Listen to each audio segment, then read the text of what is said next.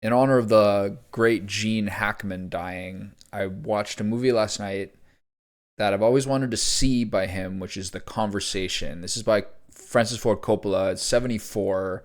So if I recall correctly, that's between Godfather 1 and 2, and you can see some familiar faces in that. And this is a movie that reminds me a little bit, and always has, of Michelangelo Antonioni's Blow Up, in that the logistics of the movie are sort of informed by the tasks of it.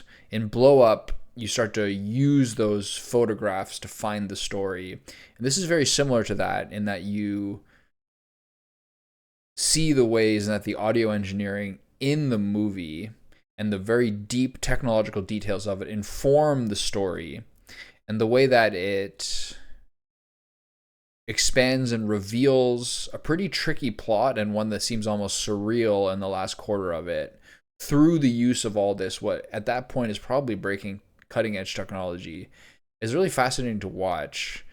And one of the two things I think this movie does really, really well, that I feel is almost sort of lost in movies, is that it is not just a strict chronicle of the plot. More so, it is a expansion of the character. This movie would be different if it was a much more bland protagonist or a quieter protagonist. It reminds me to some degree of The Lives of Others, in that the reticent, intensely private nature of the main character is very, very important to how the story is revealed, and how the feel of it is explored. Harry Caul is a very private, weird, really, really difficult guy, and the way that he can interact with other people only by essentially eavesdropping on them to maintain his own sense of security and privacy is in many ways critical to the story. And then by the end, his unraveling is essentially caused by the fact that he loses his own privacy as he gets essentially too deep.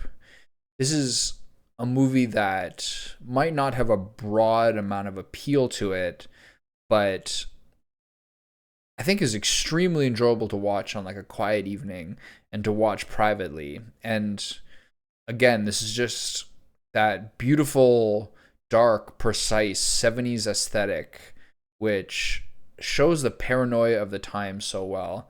And while this isn't, as I said, broadly appealing, it is an intricate, complex, really, really unique movie with a sort of wounded beauty to it. So I think this is one of the most interesting ones involving these creators that I could find, and it really stood up. It's not exactly a rollicking good time, but it is something really special.